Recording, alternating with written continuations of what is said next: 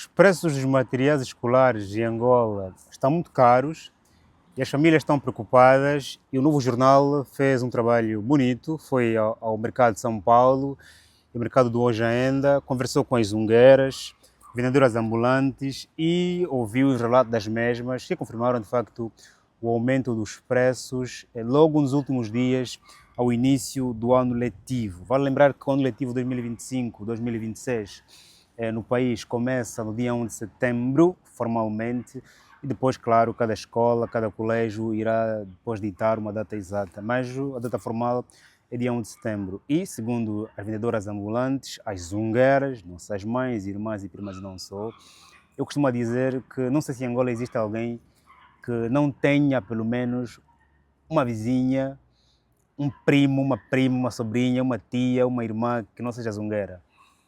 Assim como na conferência da Jeanne Qatar sobre a Machundade, dizia-nos que não se sabia, não duvidava que na Guiné-Bissau não existia alguém que pelo menos uma vez já teve um familiar político, de tantos golpes que o país sofreu. Em Angola, eu acho, e tenho pouquíssimas dúvidas, de que exista alguém, uma família que não tenha pelo menos alguém que não seja zungueiro.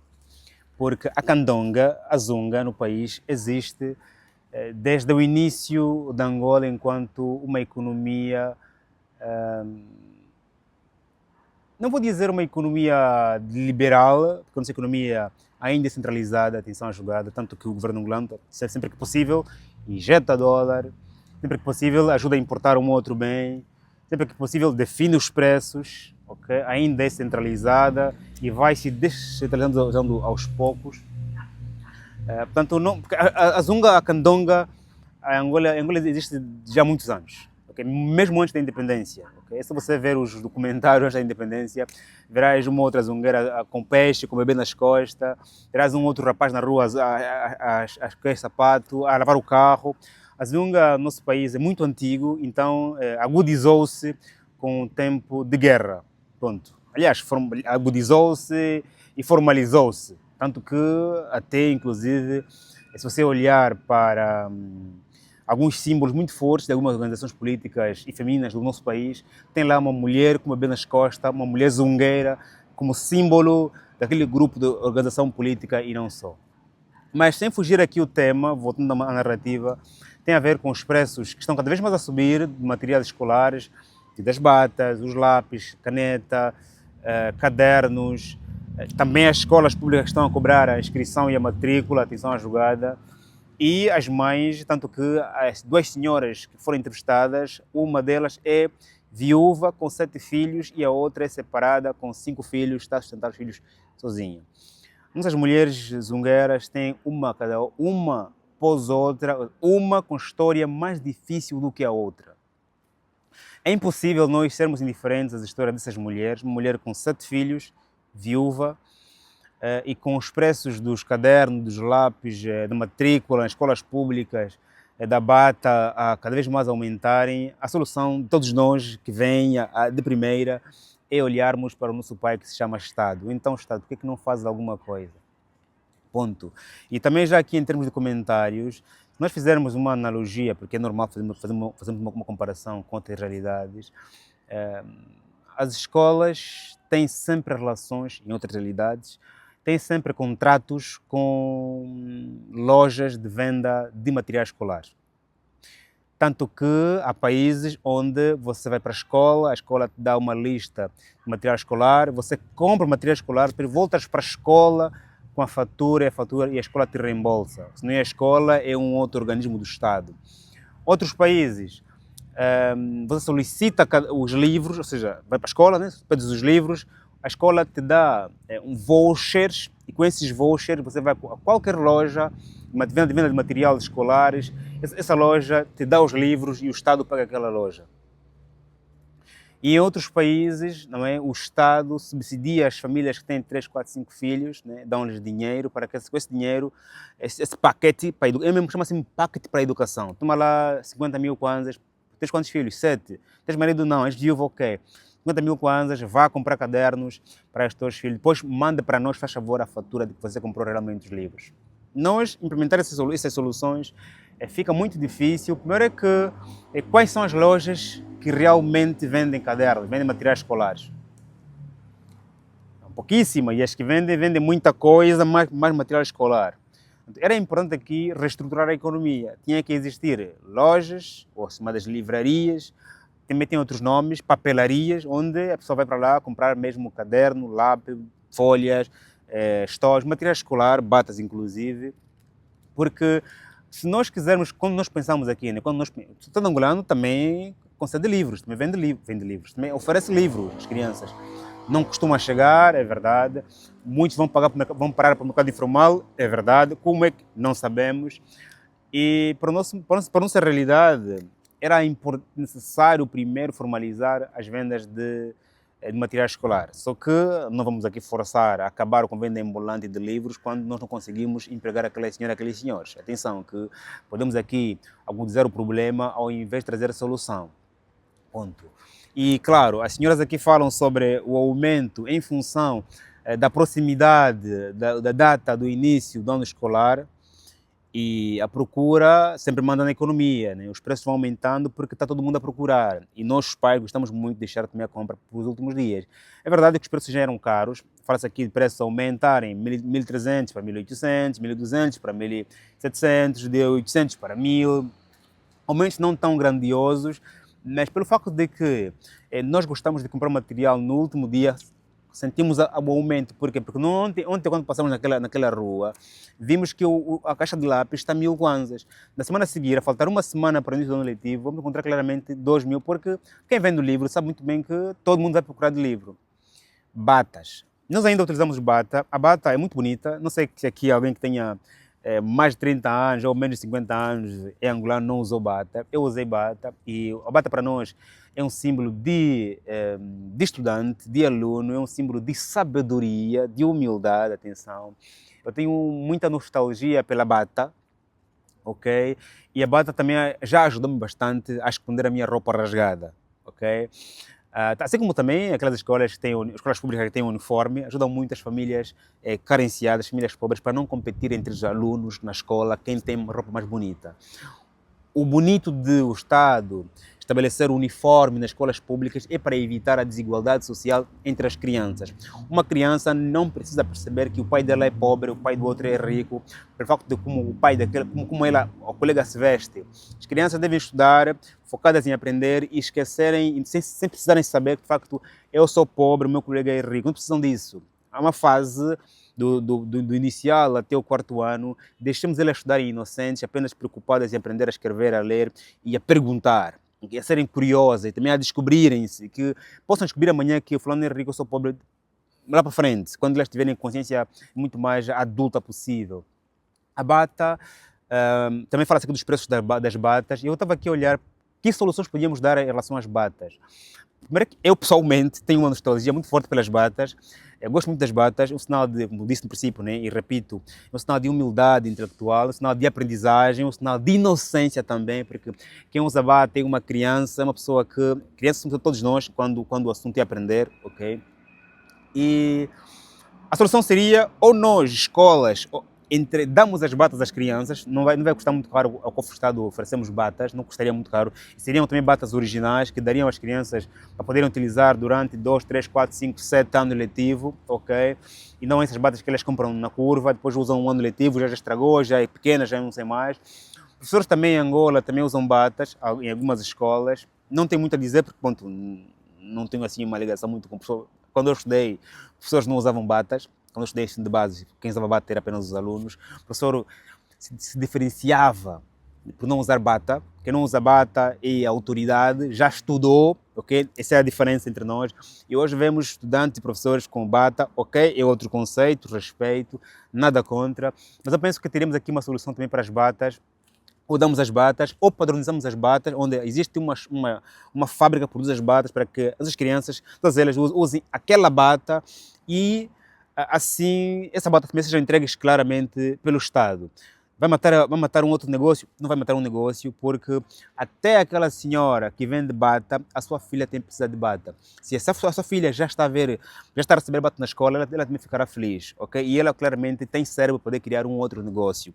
E tem mais, se nós padronizarmos as batas, vai surgir uma indústria a produzir batas.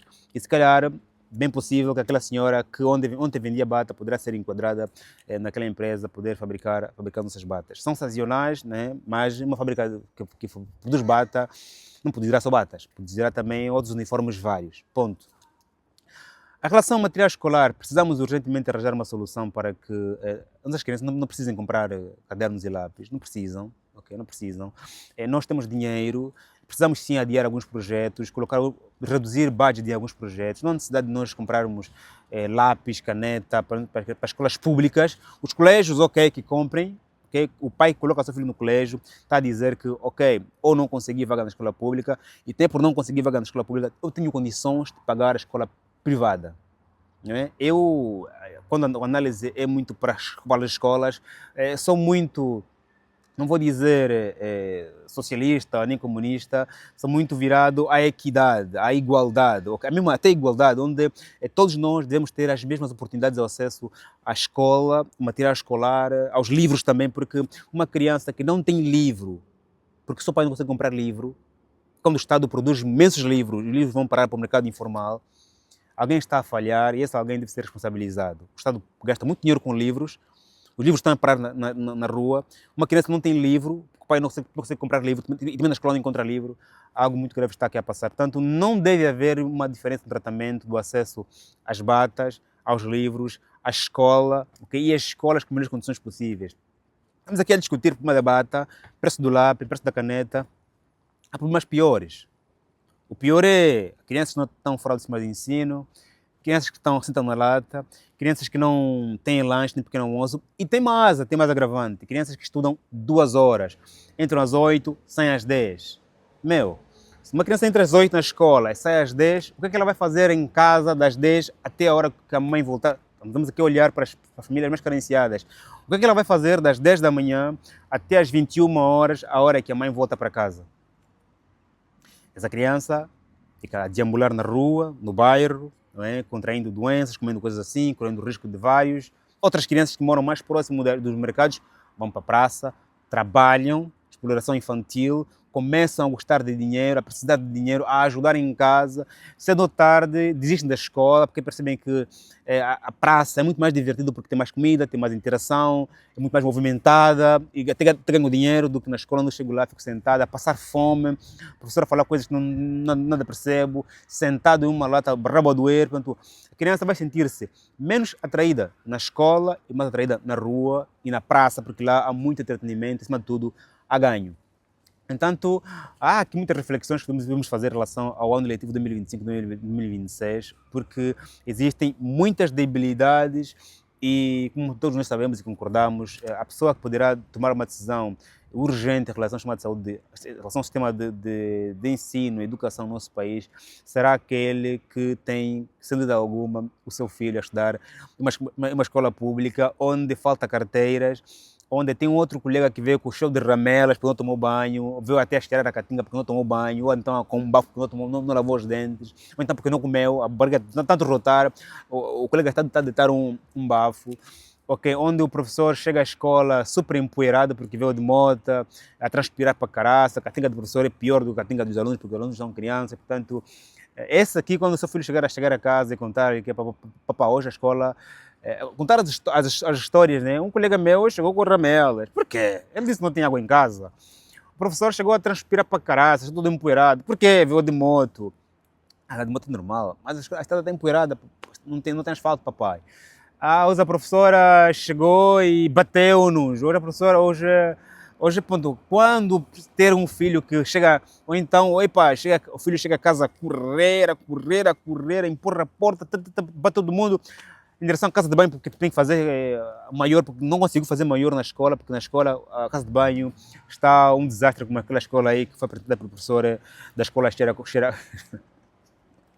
criança, a criança chega à escola, chega em casa a transpirar, não porque andou bastante, mas sim porque não conseguiu fazer necessidades na escola e tem que fazer em casa. E também tem aquelas crianças que vão para casa fazer necessidade e voltam para a escola continuar claramente os estudos. Então, temos aqui problemas multidimensionais e uma visita às escolas lá dos bairros, olhar o que se passa, como estão as crianças, como estão vestidas, e, acima de tudo, ocupar as crianças na escola para que possam ficar pelo menos vou dizer, até meio-dia. Entre as 8, sem a 1, já está bom. Agora, entre as 8, sem as 10, entre as 9, sem as 11, é muito perigoso porque uma criança na rua está exposta a muito mais aquela questão ligada ao tráfico de crianças, ao tráfico de seres humanos, ao descaminho às crianças. Há muitos problemas quando nós deixamos as crianças na rua. Ok? Depois tem aquelas crianças, né, que na rua, né, ficam a correr atrás dos carros, um senhor coitado a conduzir, distraído, de fundo toca, olha para o carro, quando olha para frente, ai, já aconteceu. Portanto, as crianças não podem estar na rua. Okay? Há países onde criança, das 8 às 17 horas na escola, não pode estar na rua e é proibido. Os parques só abrem a partir das 5 da tarde porque fecham o parque, porque nenhuma criança pode ficar claramente na rua. E falando em parque, precisamos urgentemente colocarmos parques nos nossos bairros para que possamos congregar as crianças. Quando elas saem da escola, elas precisam ficar em um só sítio. Porque a mãe, quando vem da Zunga, sabe que o meu filho está no Parque X. Okay? E nós estamos a ver cada vez mais todos os espaços que eram abertos a serem fechados, a construírem supermercados. Era importante aqui que cada município pudesse reservar em cada bairro um parque para que pelo menos as crianças sejam protegidas. Okay? Eu estou aqui num jardim, tem aqui um edifício, tem aqui uma Zoom, em cada 3 edifícios tem um jardim aberto. Okay? Isso não é um parque, mas é um jardim, claro, tem no fundo um lugar em que as crianças têm lá um bailonço. Por quê? Para que as crianças quando saem da rua, os pais sabem onde estão. E não é que o pai chega em casa e sabe onde está o filho, não sabe. Porque esse filho foi para o bairro no céu. Claro, nossos filhos são muito mais resilientes, têm muito mais imunidade, ok? Por isso é que você vê um maluco come no lixo, não fica doente, depois tu vês rato, e tu vês uma pessoa saudável se comer no lixo fica logo doente e ainda pode morrer. Né? Nossos filhos têm muito mais imunidade porque lidam sempre com poeira, com mosca, no lixo, andam descalços, têm muito mais imunidade, mas isso não quer dizer que estamos bem, okay? Estamos mal e nossos filhos se adaptaram ao difícil ambiente que eles vivem. Tanto que o ano letivo de 2025 nos traga reflexões para que os próximos anos tenhamos preços dos materiais escolares muito mais baratos, porque o Estado compra, inclusive. E isso é identificarmos quem é que está a desviar material escolar. Não é? Será que está a ganhar mal? Será que está na teoria do cabrito, como não está amarrado? Será que está a fazer por ordem? Por que está a desviar material escolar para a rua, quando sabe que as crianças que estudam naquelas escolas ali, a sua maioria, são filhos de pobres e paupérrimos e precisam de zungar durante horas para poderem conseguir comprar um livro. Pense, se você é a pessoa que anda a desviar os livros das crianças, pense assim, esses livros vais vender lá não sei aonde, aquela criancinha estará sem livro porque a mãe dela é zungueira. Ela precisa caminhar do São Paulo à ilha de Luanda, poder vender o que ela vende, poder comprar livros. Okay? Pense bem antes de tomar decisões que claramente engordam o seu bolso e matam claramente o futuro do amanhã, que são as nossas crianças, como se o futuro fosse o passado, né? Fosse ontem, né? Futuro do amanhã. Mas pronto, tem uma expressão que nos é característica, eu vou repetir. Para protegermos o futuro da manhã, por favor, fala naquele teu vizinho aí que anda a desviar os cadernos dos livros para proteger as crianças, já? Okay? O seu bolso não pode ser mais importante do que o futuro do amanhã. Faz um like, subscreva e até já, família.